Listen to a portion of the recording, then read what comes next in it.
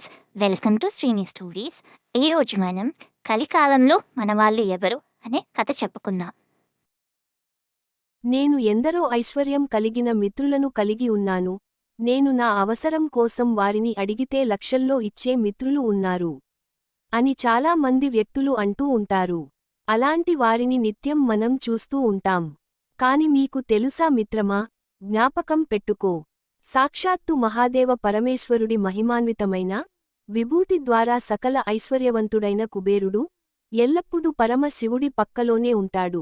కాని ఈశ్వరుడు ఇల్లు తిరిగి భిక్షాటన చేస్తున్నప్పుడు నేను సహాయం చేస్తాను దేవదేవా, మీరు వెళ్ళవద్దు అని అనడు.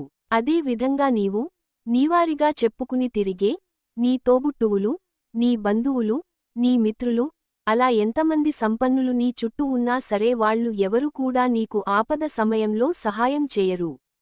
కాబట్టి వారి ధనాన్ని, ఆస్తులను చూసి నా వారే అని, నాకోసం ఉన్నారు అని నీవు మిడిసి పడకు. ఎవరి జీవితంలో వాళ్ళు బిజీ అయిపోయి పక్క వాళ్ల మంచి చెడ్డల గురించి ఆలోచన కూడా లేని కలికాలం ఇది. సమయం లేదని సమాధి వరకు రాని సన్నిహితులు, చితి కాలెవరకు కూడా ఉండని బంధువులు, కడ చూపుకైనా రాని స్నేహితులు, కాసుల కోసం నటించే కన్న పిల్లలు, వీరందరూ కూడా మరణం అనే ఆపద వచ్చినప్పుడు నిన్ను ఒంటరిని చేస్తారు. జాగ్రత్త మిత్రమా, ఇకనైనా నాది, నా వాళ్ళు అనే చట్రం నుండి బయటపడు. ఇకనైనా మెలుకో. హలో, ఈ కథ మీకు నచ్చిందా? అయితే లైక్ చేసి, షేర్ చేసి, సబ్స్క్రైబ్ చేసుకోండి. Bye bye.